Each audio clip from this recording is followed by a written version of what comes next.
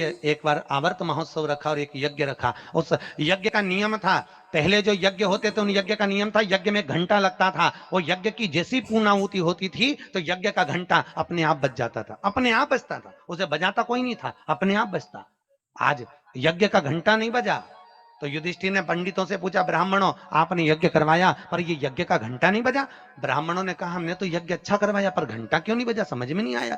तब इतने में ब्राह्मणों में से एक ब्राह्मण यज्ञाचार्य ने कहा, मुझे लगता है यज्ञ दो तरह का होता है, एक यज्ञ जो अग्नि में सांकल्य दी जाती है तो अग्नि देवता प्रसन्न होते हैं, और दूसरा यज्ञ वो कि भंडारा किया जाए और लोगों के मुंह में भोजन दिया जाए, वो यज्ञ भी प्रबल होता है। महाराज हमको लगता है यहाँ दोनों यज्ञ हुए, एक यज्ञ आहुतियों का, एक यज्ञ भंडारे का। मुझे लगता है भंडारे में कोई भूखा रह गया है, कोई भूखा है। अब वो भूखे व्यक्ति को ढूंढो। पांडव गए और पांडव जाकर जरा पता करो कि भूखा कौन है अपने नगर में, यज्ञ का घंटा बजेगा। जाकर देखा तो एक कुटिया में एक संत बैठे हुए थे। बाबा आपने भोजन किया है? नहीं। आपने भोजन नहीं किया? नहीं। क्यों नहीं किया? मैं काय को भोजन करूं, भंडारा हो रहा, चलो भोजन करो।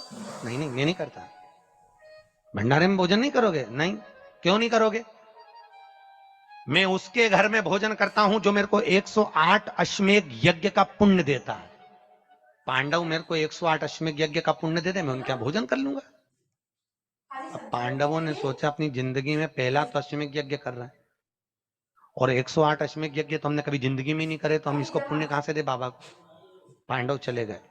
द्रौपदी ने पूछा कोई मिला? हाँ एक संत मिला है पर 108 अश्वमेध यज्ञ का पुण्य मांग रहा है। द्रौपदी ने कहा चलो मैं लेके आती हूँ उस बाबा को। द्रौपदी गई, रथ लाया गया।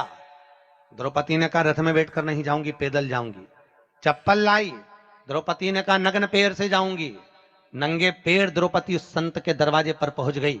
बाबा चलो हमारे यहाँ यज्ञ हुआ है, भंडारे का भोजन करना। बाबा कहते हैं द्रौपदी तुझे मालूम नहीं, मुझे 108 अश्वमेध यज्ञ का पुण्य दे दे, मैं तेरे यहाँ भोजन कर लूंगा। द्रौपदी ने कहा लो बाबा संकल्प छोड़ती हूँ और 108 अश्वमेध यज्ञ का पुण्य तुमको देती हूँ।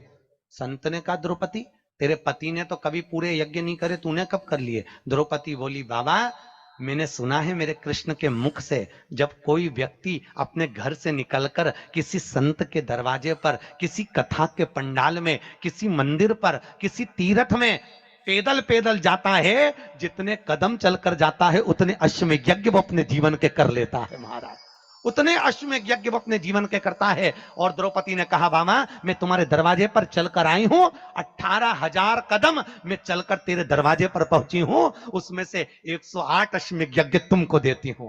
संत उठकर खड़ा हो गया, द्रौपदी के यहां गया, भोजन करा तो यज्ञ का घंटा बज गया महाराज, यज्ञ का घंटा बजा।